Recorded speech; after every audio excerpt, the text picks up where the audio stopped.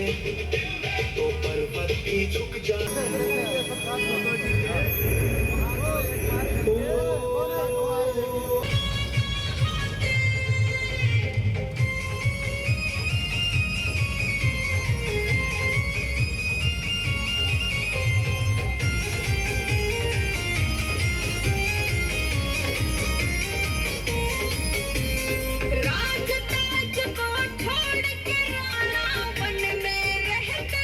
कारगिल की उन चोटियों पर जब विक्रम बत्यागर जुटे, ये दिल मांगे मोर की गूंज से दुश्मन के हौसले।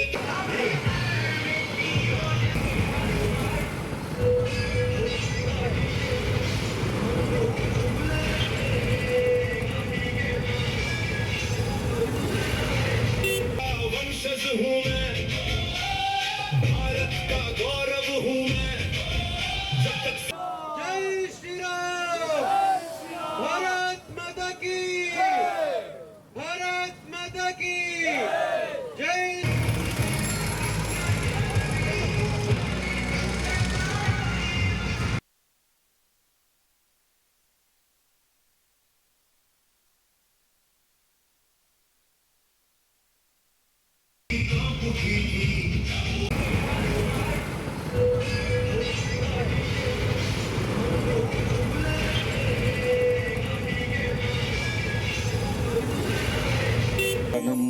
आरोग्यं धनसम्पदः दुष्टबुद्धिविनाशाय दीपज्योतिर्नमोस्तुते।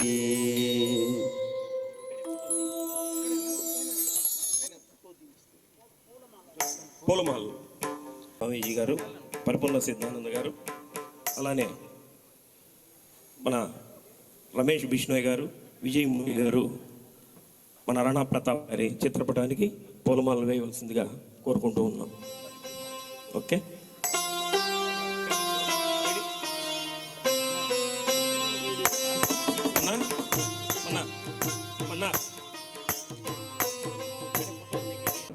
బజరంగ దళ్ ఆంధ్రకేసరి విద్యా కేంద్రం సంయుక్త ఆధ్వర్యంలో కూడా ఈ కార్యక్రమాన్ని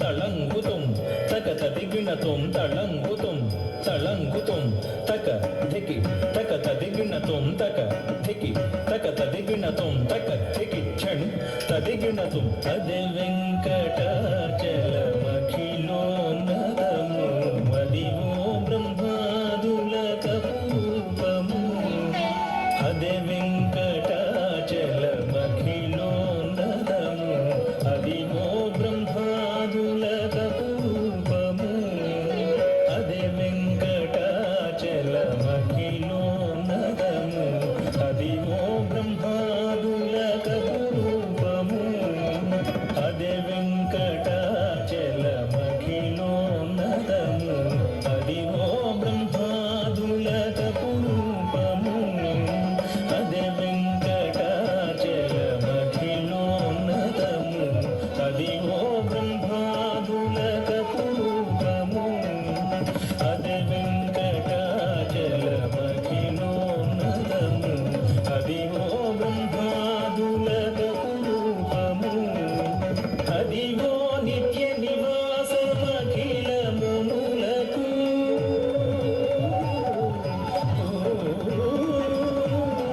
అదివో నిత్య నివాసమఖిల మునులకు అదే చూడు అదే మృక్కుడు అదే చూడుడదే మోకుడానందమయము అదే చూడుడదే మోకుడానందమయము అదివో అల్లదివో శ్రీహరివాసము 10,000 శేషుల పగలమయము అదివో అల్లదివో శ్రీహరివాసము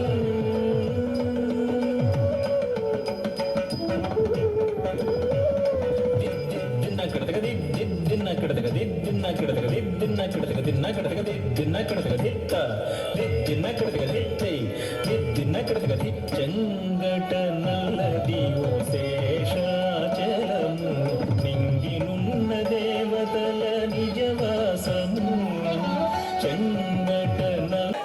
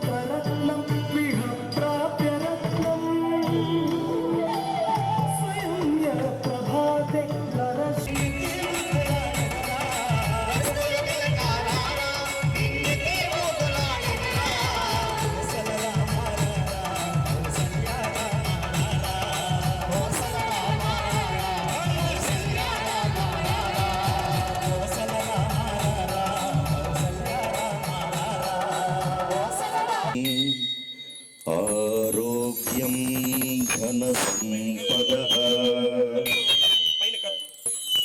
దుష్టబుద్ధి వినాశాయ దీపజ్యోతి నమోస్తుతే.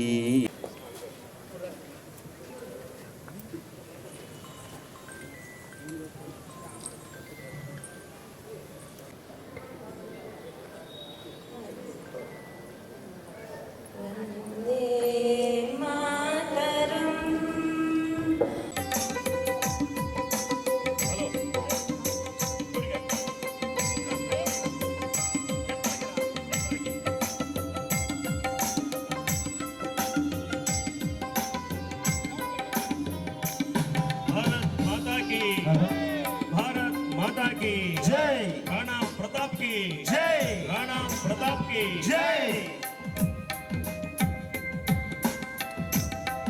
మనం చేసుకుంటున్నాం. చూడండి, నిన్నగాక మొన్న చనిపోయినటువంటి వాళ్ళ గురించి మనం పట్టించుకోం.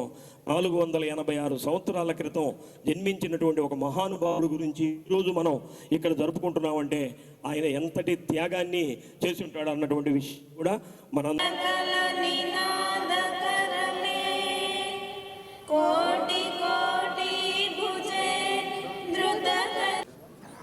ప్రారంభించుకోబోతున్నాం. ఈ ప్రారంభించుకునేటటువంటి సందర్భంలో మన రాణా ప్రతాపునికి అన్న తల్లి, ఆ తల్లి కడుపే కడుపు, అటువంటి కన్న తల్లి ఆమె వీరమ్మ. ఇక్కడ మనము ప్రయత్నం చేస్తున్నాం, వాడు రావడం లేదు. రాకపోవడం ఏంటి? మనకి వెనకేం దెబ్బలు తెలియో వాళ్ళకి తెలియదు, ఈ జాతి ఏమి ఇబ్బంది పడిందో వాళ్ళకి తెలియదు, ఈ హైందవ జాతి ఎన్ని ఇబ్బందులు పడిందో వాళ్ళకి తెలియదు. ఇవాళ ఇంట్లో కూర్చొని ఏబిసిడి మాట్లాడుతూ టీవీలు పెట్టుకొని ఫంక్షన్లు పెట్టుకొని పిల్లలకి వెస్ట్రన్ డ్రెస్సులు వేసి ఒక ఆడపిల్లకి ఎలాంటి దుస్తులు వేయాలో మన వాళ్ళు వేయటలేదు. ఒక మన జీన్స్ ప్యాంట్లు వేస్తున్నారు. ఎందుకు జీన్స్ ప్యాంట్లు వేస్తున్నారు? జీన్స్ ప్యాంట్ భారతీయత కాదు, భారతదేశం కాదు. ఎందుకు వేస్తున్నారు జీన్స్ ప్యాంట్లు? ఎందుకు కొంటున్నారు? మహాత్మా గాంధీ గారు నూలు వస్త్రాలు వాడమని చెప్పాడు. ఆ రోజు ఆయన పిలుపునిచ్చాడు. ఇవాళ మనం సాంప్రదాయమైన దుస్తులు వేసుకోలేమా? సాంప్రదాయంగా ఉండలేమా? క్వశ్చన్ మార్క్ ఎందుకు వస్తుంది? ప్రతి గృహంలో ఇదే జరుగుతున్నది. కాబట్టి మన సాంప్రదాయం గృహం నుంచి బయలుదేరాలి, ప్రతి ఇంటి నుంచి బయలుదేరాలి. ప్రతి ఇంటి నుంచి ఇప్పుడు మన సోదరుడు ఒక మాట చెప్పాడు, రేపు విద్యార్థులు ఒక కార్యక్రమం జరుగుతుందని. అలాగే ప్రతి ఇంటి నుంచి ఒకరు రావాలని ఒక కార్యక్రమానికి ఒక అవకాశం ఉంటే పెట్టండి, దానికి ఒక ప్రయత్నం చేయండి. నేను ఈ కార్యక్రమంలో ఉన్నటువంటి విజయలక్ష్మి అమ్మగారికి సేవిత సమితిలో సభ్యులుకుంటాను. వారు నేను ఒక మాట చెప్పాను, ప్రతి బజార్కి 4 మాతృమూర్తులను తయారు చేయండి. నేను చెప్పినటువంటిది, అందులో నేను కూడా పాల్గొంటాను. ఈ మాతృమూర్తులు ప్రతి ఇంటికి వెళ్ళి ప్రతి శనివారం లేదా ఆదివారం హనుమాన్ చాలీసా పారాయణ పెట్టండి, లేదా 10 నిమిషాలు సత్సంగం పెట్టండి. మన సాంప్రదాయం కొన్ని మాట్లాడుకొని వెళ్ళండి. ప్రతి వీధిలో ఆ వీధి నుంచి ప్రతి ఒక్కరిని తీసుకొచ్చి ఒక సమావేశం పెట్టండి, ఆ వీధిలోని ఒక ఇంట్లో. దీనికి ఒక ప్రయత్నం చేయండి. అప్పుడు మనం వీళ్ళని బయటకు తీసుకురావడానికి మార్గం సులువు అవుతుంది అని చెప్పాను. ఇది నా అభిప్రాయం. ఏం చేతనంటే ఏదైనా విశేషమైన కార్యక్రమాలు ఉంటే వస్తున్నారు, ఇంకా ఏవైనా కార్యక్రమాలు ఉంటే వస్తున్నారు. ఈ ధర్మానికి సంబంధించిన కార్యక్రమాలకి మన వాళ్ళు రావడం లేదు. దీనికోసం ఒక ప్రత్యేకంగా మనం ప్రయత్నం చేయాలనేది నా అభిప్రాయం. తర్వాత ఇక్కడున్న వాళ్ళంతా ఇప్పుడు నేను చెప్పేది విన్న తర్వాత ప్రతి వాళ్ళకి ఒక 20 మంది తెలిసిన వాళ్ళు ఉంటారు, అంటే బంధువులు, స్నేహితులు, మిత్రులు, కుటుంబ సభ్యులు. భారతీయత ఉట్టిపడేట్లు వేషధానం ఉండేట్లు చెప్పండి. భారతీయత ఉట్టిపడేట్లుగా వేషధానం వేసుకోమని చెప్పండి. ఆడపిల్లలు కాలేజీకి వెళ్తుంటే బొట్టు పెట్టుకోవట్లేదు కదా, మగపిల్లలు బొట్టు పెట్టుకుంటున్నారేమో కానీ ఆడపిల్లలు బొట్టు పెట్టుకోవట్లేదు. ఈ ఆడపిల్లలు బొట్టు పెట్టుకోకుండా కాలేజీకి వెళ్తుంటే ఈ మాతృమూర్తి ఏం చేస్తున్నది ఇంట్లో? ఈమె హిందువు కాదా? ఈమె బొట్టు పెట్టుకున్నది కదా, తన బిడ్డకెందుకు బొట్టు పెట్టి పంపించట్లేదు? ఆలోచించండి. ప్రతి ఇంట్లో ప్రతి తల్లి జాగ్రత్త తీసుకుంటే, ప్రతి బిడ్డకి బొట్టు పెట్టి పంపిస్తే, సాంప్రదాయ దుస్తులు వేసి పంపిస్తే భారతీయత ఉట్టుపడుతుంది. ఓ మాతృమూర్తి నడిచి వెళుతూ ఉంటే సాక్షాత్ జగజ్జనని లేదా భారత మాత బజారు నడిచి వెళుతుంది అన్నట్టు ఉండాలి. ఇదే మన ధర్మం, ఇదే మన విధానం, ఇదే మనం ఆచరించవలసింది. ఇంట్లో పిల్లలకి మీరు ఏం ఆహారం ఇస్తున్నారు అంటే మంచి. ఆ భారతంలో భీష్ముడు అంబస ఎక్కినప్పుడు మహాత్మా ఏంటి ఈ పరిస్థితి అంటే, నేను దుర్యోధనుడి యొక్క దుర్మార్గపు ఆహారం తీసుకున్నందువలన, నా మనస్సు ధర్మాన్ని ఆచరించనందువలన ఈ యుద్ధానికి నేను కూడా కారణమయ్యాను కనుక దుర్యోధనుడి ద్వారా సేవించినటువంటి, దుర్యోధనుడు ధృతరాష్ట్రుడు సేవించినటువంటి ఆహారపు రక్తం అంతా స్రవించాలని అంపశయ్య మీద పడుకున్నానని చెప్పాడు. ఇదే భారతీయత కదా. ఆహారం పనిచేస్తుంది. సాత్విక ఆహారం తినే వాళ్ళకి మనస్సు పనిచేస్తుంది, చక్కగా పనిచేస్తుంది, బాగా పనిచేస్తుంది కదా. తర్వాత ఆహార విషయంలో భారతీయుడు. అప్పుడు రాజులకి వ్యతిరేకలు పోరాటం జరిగితే వాడు లెక్కతో ఇల్లు కట్టారండి.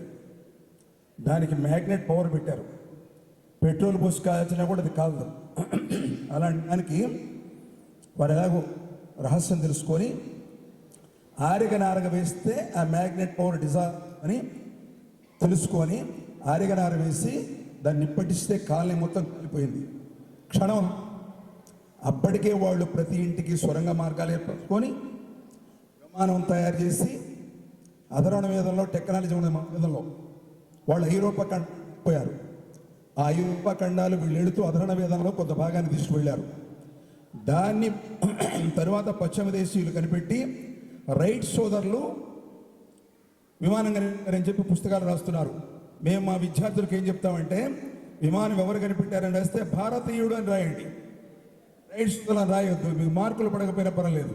ఇన్విజిలేటర్ చూస్తాడు, ఏంటి భారతీయుడు అని ఆలోచిస్తాడు, జనంలోకి వెళుతుంది. విమానాన్ని కనిపెట్టిన వాడు భారతీయుడు, లక్కయ్యలు కాలకుండా చేసిన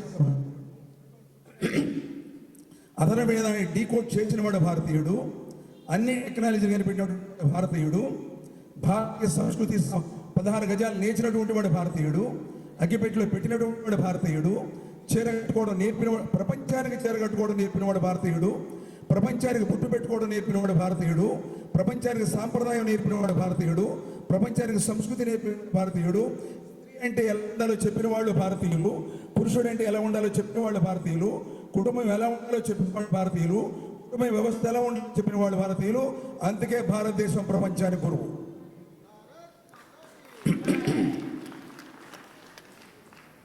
ఇప్పుడు మనం ఇబ్బంది పడుతున్నాం.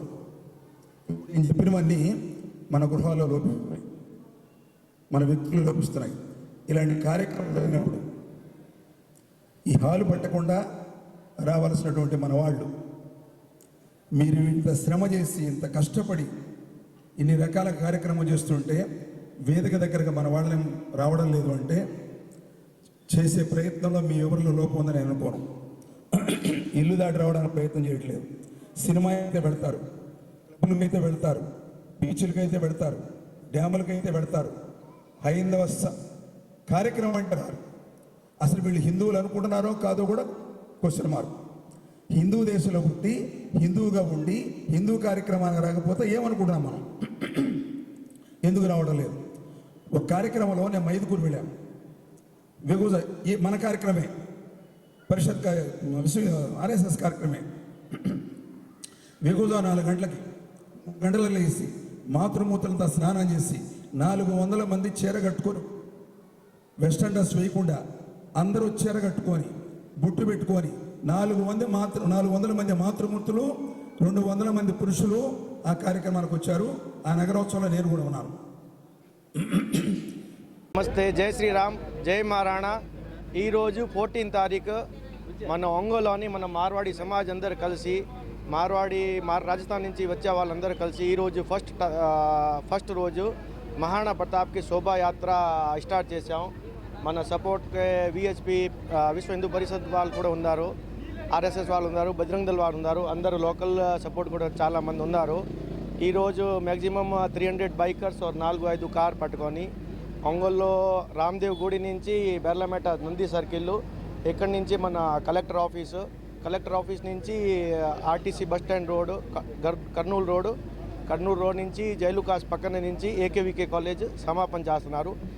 ఈరోజు ఫస్ట్ టైం మన మహారాణా ప్రతాప్ శోభాయాత్ర ఒంగోలులోని చేస్తున్నారు.